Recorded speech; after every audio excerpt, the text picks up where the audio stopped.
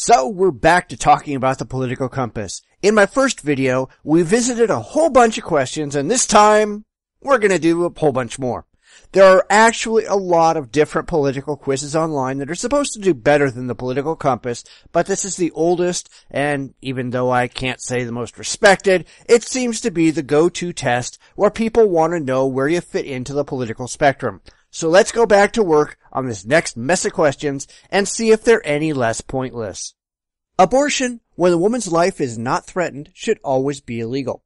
Now, I'm going to say something that a lot of people are going to get upset about, and while I don't think abortion should ever be illegal for any reason, I do think that people ought to be more responsible for their actions when it comes to abortion. Yes, while there are plenty of really good reasons not to want to have children, and one should never have to put their health, well-being, or economic status at risk if you accidentally get pregnant, there are a lot of people I've talked to who are up for abortions just because they don't feel like being parents.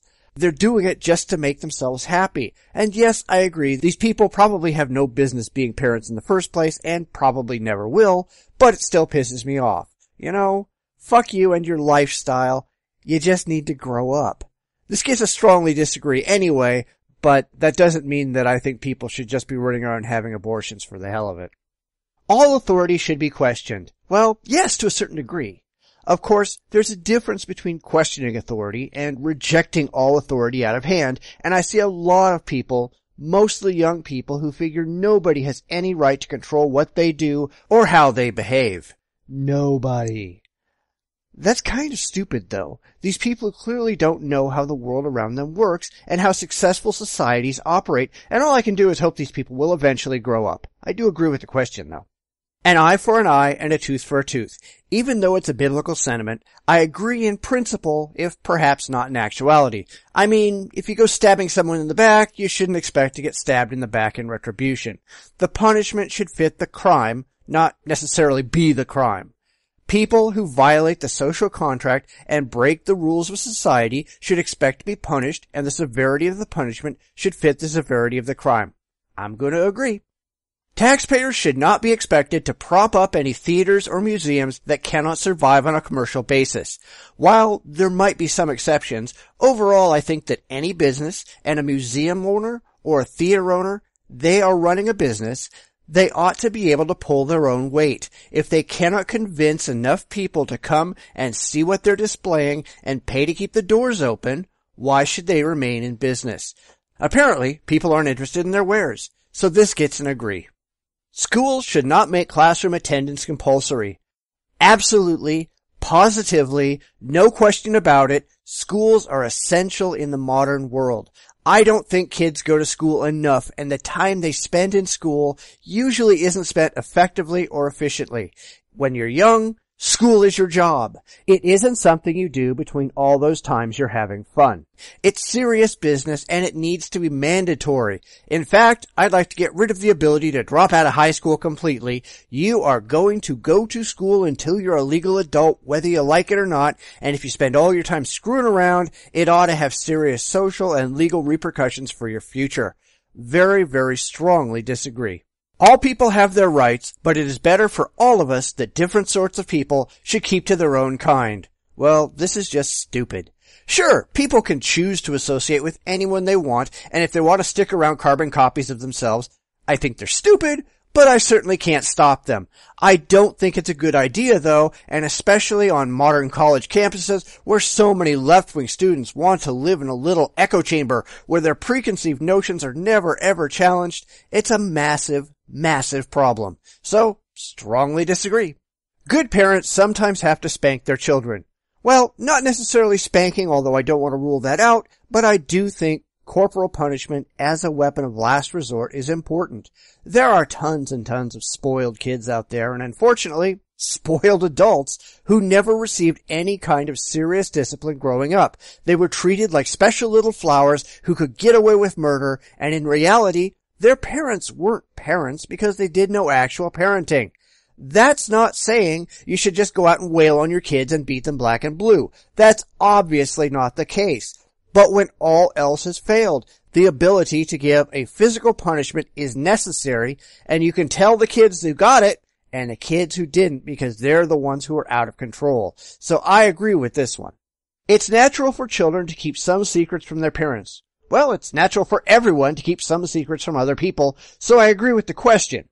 That doesn't mean it's necessarily good to do so. It doesn't place any value judgment on it at all, and certainly keeping some secrets can be detrimental. Since the question doesn't specify what kind of questions it's talking about and what kind of secrets these children are keeping, I can only answer for what's asked. Possessing marijuana for personal use should not be a criminal offense. This always gets me a lot of flack, but I think any drug is a problem, and that includes alcohol and tobacco. See, conservatism is all about being responsible, and I think that being responsible means not only to yourself, but to those around you and to society as a whole. If you have to inject, ingest, smoke, or snort some illicit substance to feel good about yourself, you got some serious psychological problems. I'm not saying get high on life or any of that crap, just that if your life is so out of control that you have to chemically medicate yourself to feel good, you got issues. I don't know about criminal offense, although in most places it is, but certainly I strongly feel that it should not be socially acceptable. The prime function of schooling should be to equip the future generation to find jobs. Well, yes and no. Ultimately, it is equipping the future generation to be productive members of society, and part of that is being self-sufficient, and that means having a job that pays your bills. Is it the prime job? Certainly it's part of the prime job, but not the entirety of it, so I'm going to give this an agree. People with serious inheritable disabilities should not be allowed to reproduce. The key word here is allowed. I don't think it's a matter of stopping someone from reproducing, but I think there is a serious ethical question that needs to be asked by people who have these serious inheritable disabilities, or who carry a significant possibility of producing offspring that may have these disabilities, whether or not they ought to reproduce. People need to stop being self-centered and consider the ramifications of their decisions on others, especially on those who have no ability to decide for themselves. Therefore, I disagree with the wording of the question, but I think it's something that people in the situation need to consider very carefully. The most important thing for children to learn is to accept discipline. I don't know that discipline is the word I'd use, but I think this question goes along with another one that will pop up at the very end of this video. I think it's very important that we have this conversation, and therefore I'm going to agree here, and we'll revisit this question in a bit. There are no savage or civilized people, there are only different cultures. This, of course, is a matter of opinion and perspective on how you think about the question. If you're thinking about it objectively, meaning you're not applying your own opinions, views, cultural biases, etc., then yes, there are no savage or civilized peoples because all people are savage or civilized to someone. However, this isn't a question that exists in a vacuum. We have to look at the real world and see how some cultures behave both toward other cultures and to those within their own culture to see any demonstrable harm that's being done to other human beings. I've had a weekly feature on my blog for many years called The Religious Horror Show, where I show the horrors that religion can bring on humanity. This is not debatable. So I disagree with the question. There are absolutely savages among us. Those who are able to work and refuse the opportunity should not expect society's support. Very true. The expectation is self-sufficiency, and while I'm fine with giving people a hand up if they've fallen down or helping those incapable of helping themselves, if you're able to support yourself and you do not do so, my sympathy for you is minimal at best. Get off your ass, get a job, and take responsibility for yourself. Strongly agree. When you are troubled, it is better not to think about it, but to keep busy with more cheerful things. Well, if you're troubled, you're not going to solve your troubles by pretending your troubles don't exist. The only way to fix things is to meet your problems head on and address them directly. To do otherwise is cowardice. I strongly disagree with cowardice. First-generation immigrants can never be fully integrated within their new country. Well, it all depends on what you mean by fully integrated. I also think it depends on where these immigrants come from. The degree of difference between the cultures has a huge influence on how much people can integrate, as well as the desire of the people. If you sincerely want to be an American citizen, as people in the past coming through Ellis Island certainly did, they went to extreme lengths to distance themselves from their old cultures and adopt the American standard of living. Far too many immigrants today don't want to do that. They don't really value being an American. They want what America can do for them. They just don't really want to be an American citizen. I disagree with that kind of thinking and therefore disagree with the question. It's desire and conviction that matters.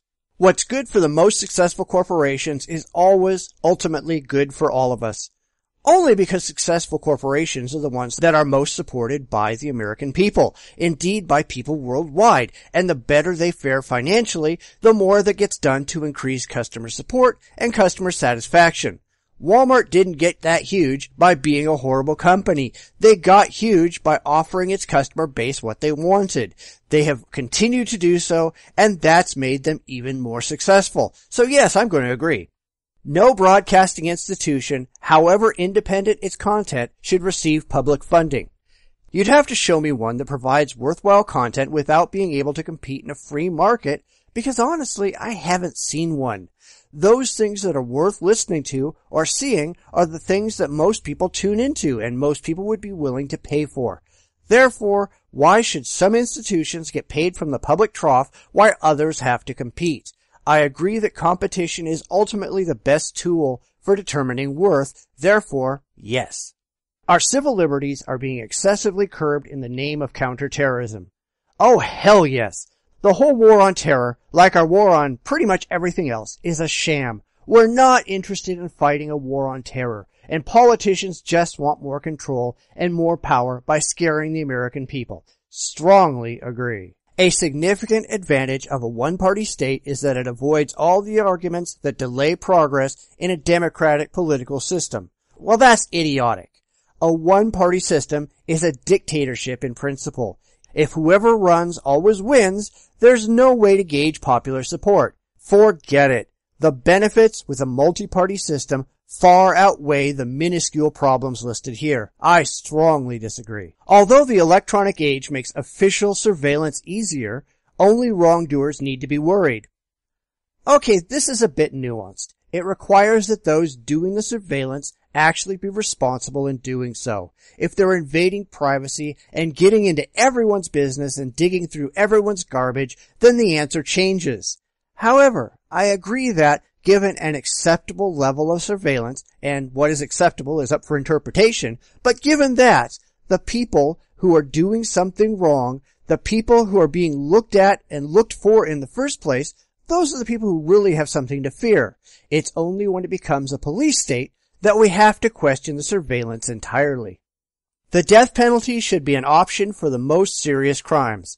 Not only do I agree, I think we don't use the death penalty nearly enough, and it's not imposed nearly fast enough. The only argument against the death penalty is emotional. It's a bunch of whining and crying that someone innocent might get caught in the crosshairs, and yes, I admit that it's certainly possible, and every conceivable step should be employed to keep that from happening. But let's be honest, we need to understand that humanity is not now, nor ever will be perfect. We make mistakes, and we cannot allow ourselves to quiver in our boots in fear that we just might get something wrong. Life, like it or not, isn't always fair. This is probably a subject for an entire video on its own, so I'll just say I strongly agree. In a civilized society, one must always have people above to be obeyed and people below to be commanded. I don't really agree with the word must. I don't think it's a demand so much as a reality. This kind of goes back to my disagreement with a lot of libertarians who hate government and view it as an alien entity imposed on us all instead of what it actually is, a legislative arm of society that is formed in every single group of people ever. As such, some people are going to rise to the top or be elected to represent, and this control and command structure is going to arise naturally. It's not evil. It's nature. I agree. Abstract art that doesn't represent anything shouldn't be considered art at all. This is a completely irrelevant question. I don't care if anything is considered art or not. I don't care if anything is considered music or not. It has no bearing whatsoever on my political views, which is why I'm taking this test. Art and music and all is in the eye of the beholder. Let's just leave it at that. This one gets a disagree. In criminal justice, punishment should be more important than rehabilitation. Again, I'm going to quibble because I think rehabilitation and punishment and protecting the public are all three equally important. Anyone who is imprisoned and all three parts of this triangle aren't equal components, they don't belong behind bars. I disagree. It is a waste of time to try to rehabilitate some criminals.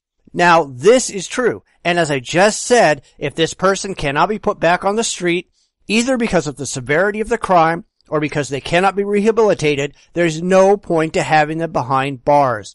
Put them to death. Clear the gene pool. I strongly agree that we shouldn't waste our time on them. The business person and the manufacturer are more important than the writer and the artist. This goes back to the abstract art question, and I don't know how important this really is. However, I'm going to agree because the business person and the manufacturer are much more likely to employ a wide variety of people than the writer or the artist is. That doesn't make writing or art worse than running a business or a manufacturing plant. They just don't have the same kind of economic impact. Mothers may have careers, but their first duty is to be homemakers. Now, if they had said their first duty was being a mother, I would have agreed. But you can be a mother and still work outside the home. It is the duty of the woman and her partner to decide on how to structure their lives so that parenting duties are done. I disagree that society has any say in just how that is done, only that it is done. Multinational companies are unethically exploiting the plant genetic resources of developing countries. Exactly how would this be true? If they are taking genetic resources and turning them into something useful for mankind, how can they be doing it unethically? It isn't like these developing countries are doing anything with them at all. We're supposed to just wait until these backward nations dig themselves out of the Stone Age to see if some of their plant resources might cure Alzheimer's or cancer? If we can help people now, how can it be unethical to do so? I disagree. Making peace with the establishment is an important aspect of maturity. This is the question I was talking about earlier, and I thought it was important to keep these two questions in the same video, which is why this one's pretty long. It is absolutely essential that children come to grips with the society that they live in and the expectations that that society has on their behavior. It's one thing to be a rebel and a maverick and think outside the box. It's another to simply throw away existing social mores and expect to suffer no consequences for doing so. It's fine to work within the system to change things, but you can't just pretend that because you want things to change, that they have to change right away. Things will change only when they actually change and not before. There are way too many people who think that they just get to do what they want to do when they want to do it and not only not suffer negative repercussions, but they often want adulation for doing so.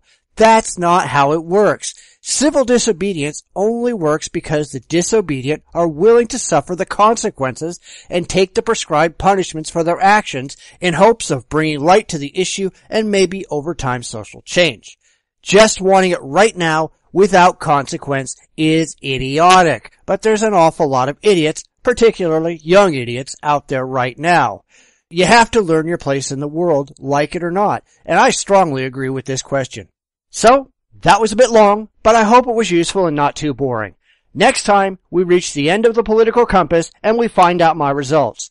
As before, make sure you let me know what you think of my reasoning in the comments. Like, share, and subscribe to my channel. And if you have anything else, political or religious or social, that you want me to take on, send it my way in this email address. I think it's really important that people not only react to questions like this, but sit down and really think about why they react to them. It's intellect, not emotion, that really ought to make a difference. Make sure that's how it is with you.